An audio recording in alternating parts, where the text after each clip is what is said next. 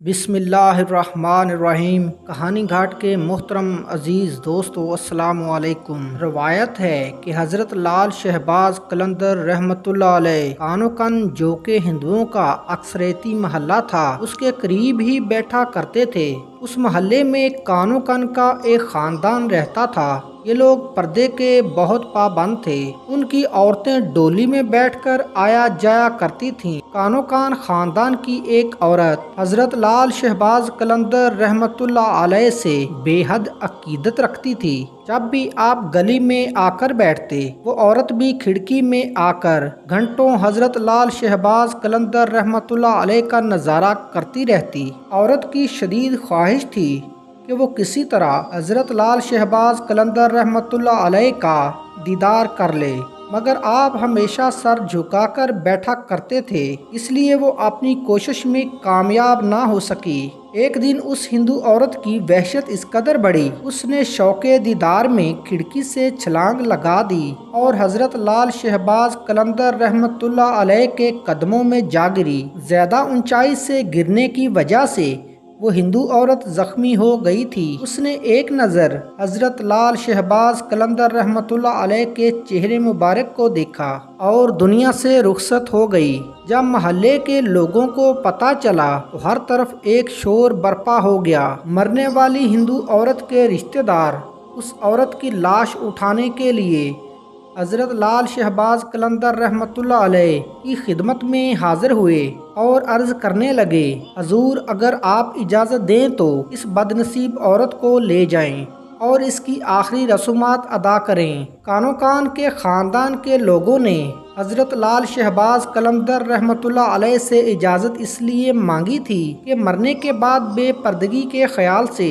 حضرت لال شہباز قلندر رحمۃ اللہ علیہ نے اس کے جسم پر اپنی چادر مبارک ڈال دی تھی، اور یہ بات بھی خاندان میں مشہور ہو چکی تھی کہ ہندو عورت لال شہباز قلندر رحمۃ اللہ علیہ سے بے حد عقیدت رکھتی تھی۔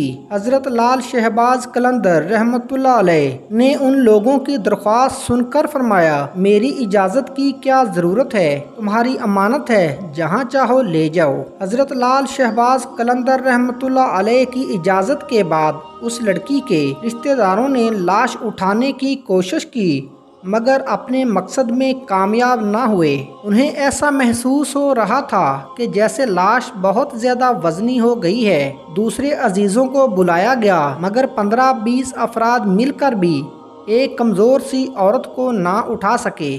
ایسا لگتا تھا کہ جیسے لاش زمین سے چپک گئی ہے۔ حضرت لال شہباز قلندر رحمۃ اللہ علیہ نے ان لوگوں کو حیران پریشان دیکھ کر فرمایا، اگر تم پورے شہر کے ہندوؤں کو بھی جمع کر لو گے تو یہ لاش نہ اٹھا سکو گے۔ حضرت لال شہباز قلندر رحمۃ اللہ علیہ کی یہ بات سن کر کانوکان خاندان کے لوگوں پر ایک دہشت سی طاری ہو گئی۔ آخر اس بد نصیب عورت سے کیا گناہ سرزد ہوا ہے؟ خاندان کے بوڑھے افراد نے حضرت لال شہباز قلندر رحمۃ اللہ علیہ کے آگے ہاتھ جوڑ دیے۔ گناہ اور ثواب کی بات نہیں، حضرت لال شہباز قلندر رحمۃ اللہ علیہ نے پرجلال لہجے میں فرمایا، اس عورت کی قسمت میں جلنا نہیں، پھر ہم کیا کریں؟ اس عجیب و غریب صورتحال سے اہل علاقہ بہت پریشان تھے۔ پھر حضرت لال شہباز قلندر رحمۃ اللہ علیہ نے فرمایا، اگر تم اسے دفن کرنے کا وعدہ کر لو، لاش اٹھ جائے گی۔ پھر ایسا ہی ہوا۔ ہندو عورت کی ارتھی اٹھنے کی بجائے